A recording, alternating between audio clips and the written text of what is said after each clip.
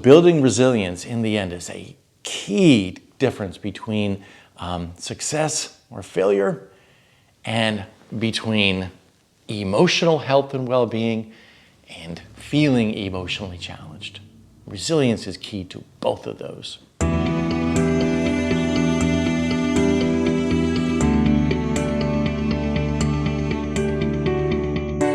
What is resilience? I think for the most part, people think of resilience as facing adversity with strength. Most of the time, that's what we think when we think about resilience. But as a mental health clinician, I really see it as being two sides of the same coin.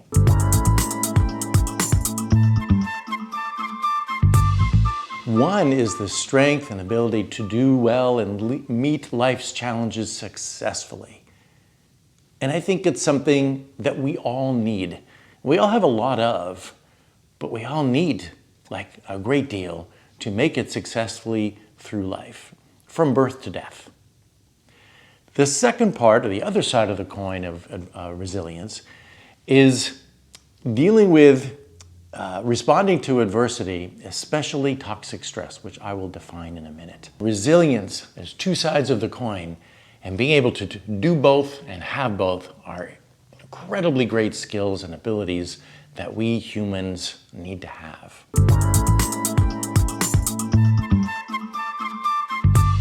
Going first, the first side of the coin. It's that sense of confidence and competence and compassion to do life well every day. And foremost to that are caring relationships, or actually mutually caring relationships.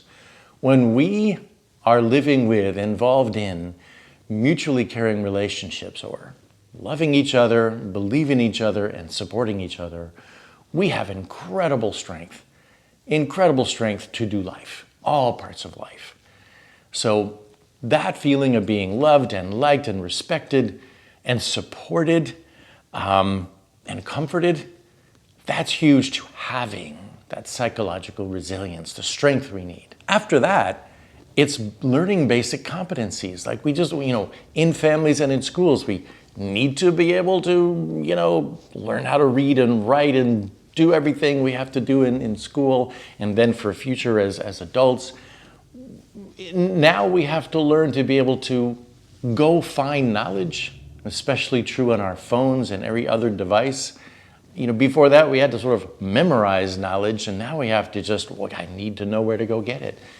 Being able to do all that builds resilience as well, because those are the skills to do life. But also, when we have all of that, we have that ability to say, all right, something's happening today, and I feel strong to be able to go tackle that. I feel strong to do it. I feel strong to go to class. I feel strong to go to work.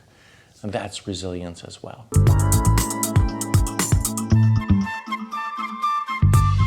Again, the other side of the coin of this that I'm talking about is our ability to deal with toxic stress. So toxic stress, importantly, is living in some sort of constant fear. The constant fear we can feel when living in a home life, a domestic life where there's violence or just a lot of scary stuff going on. Living in toxic stress is also like feeling like you're going to fail all the time at school or at work. And there are many types of toxic stress, but another big one these days is feeling like we don't measure up on social media, always feeling the fear of not measuring up to others. Those are sources and types of toxic stress, and we need to have resilience against them if we can. And again, the first and foremost thing to that are caring relationship, to be and feel loved, to be involved in mutually caring relationships is incredibly important to dealing with and facing toxic stress like I just described. Also on top of that, there are certain competencies or skills we can learn. That this is a lot about mental health treatment and cognitive behavioral therapy, and those are the skills we can learn as well as others to deal with that kind of adversity from toxic stress. Also learning how to change our environments because they are full of toxic stress. We can hopefully change our environments. That's a huge part of it as well.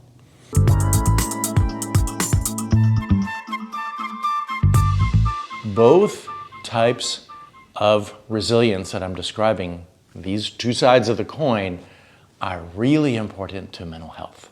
Because when we are resilient to life's challenges, we feel happier, healthier, and sturdier on a constant basis to deal with whatever happens, like the challenges of my day, typical challenges at school or work or wherever, and then some challenge that pops up. It's like, oh, okay, let's get after this. That kind of strength.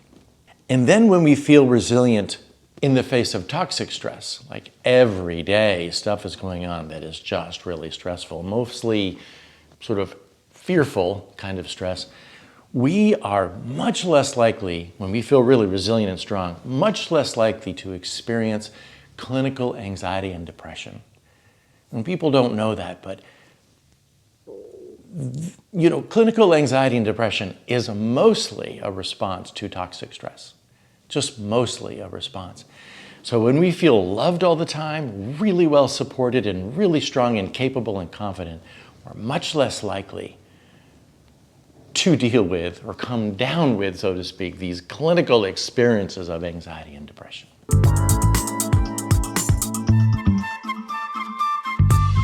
Building resilience in the end is a key difference between success or failure and between emotional health and well-being and feeling emotionally challenged.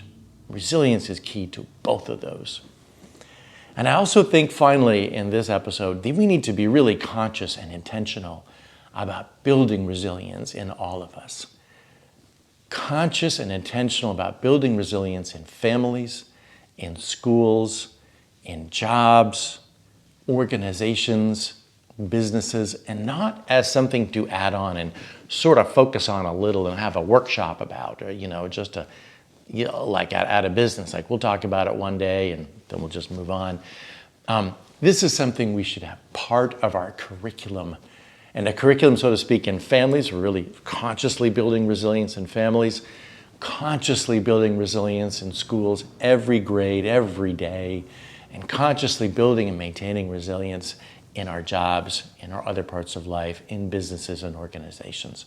And I'll be talking about that in the next couple of episodes, by the way, if you want to watch those. But I just think that's a key part of it, not just to know what it is and talk about it once in a while, but to build and maintain resilience every day. So I hope this has been helpful because you deserve it and you are awesome.